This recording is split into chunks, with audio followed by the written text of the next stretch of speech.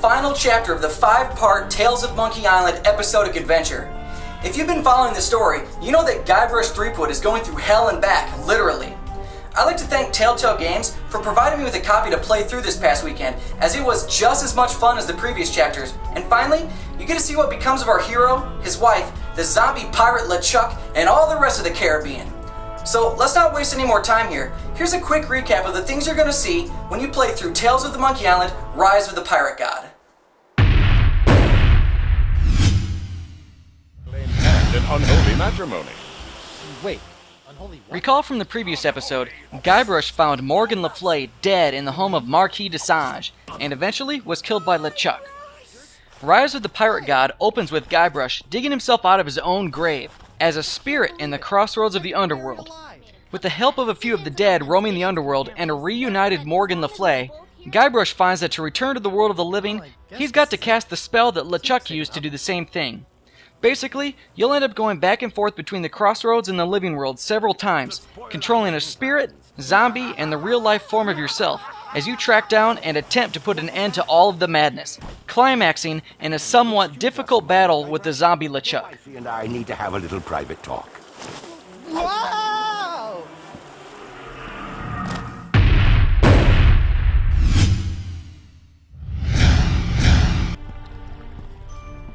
Like the previous chapters, Rise of the Pirate God took me roughly 6 hours to complete, though I have to admit that 2 of those hours were spent stuck on a puzzle that I slapped myself in the face for after I realized how stupid I was for not solving it right away.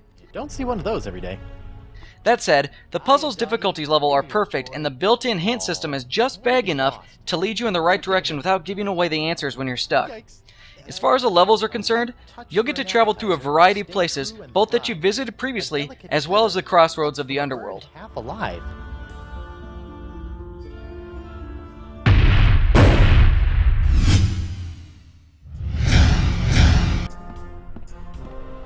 While nothing ever feels repetitious, you really don't gain much new in terms of gameplay in the final chapter. Hello?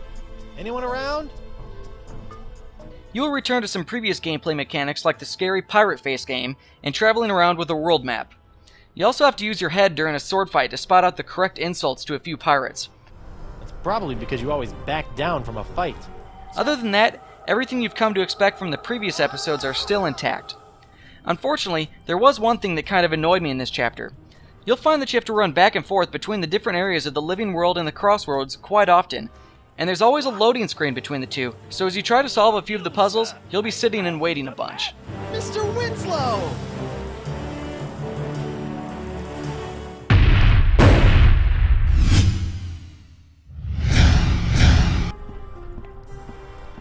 As usual, the graphics are stunning and the levels you'll travel through are beautiful. But the best part is all the hilarious dialogue that you'll take part in, beginning right away with the ferryman who brings you to the crossroads.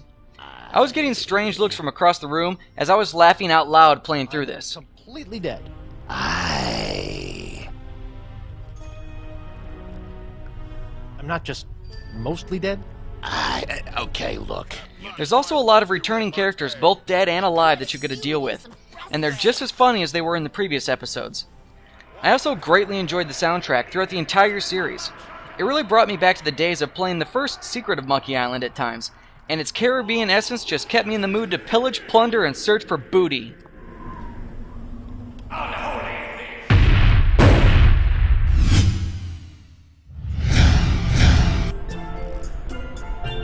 If you haven't picked it up from my reviews of the previous chapters, I absolutely loved playing through the entire Tales of Monkey Island. The ending is wonderfully fulfilling and makes all of the hard spent time worth the effort. Right from the beginning, the story is great and things are fun to play. You just can't wait to see what's going to happen next. Now, I've never been a fan of episodic gaming, so if you're like me, you can now pick up the entire story with the Collector's Edition DVD for the tiny price of just $35. That's a hell of a deal as far as I'm concerned, and I absolutely recommend the entire series to all of you adventure lovers out there. For a full write-up and screenshots, head on over to ZeitgeistGameReview.com. Let me know what you thought about the video by rating and leaving your questions and comments below. Thanks for watching. Don't forget to subscribe to my channel and register at ZeitgeistGameReview.com.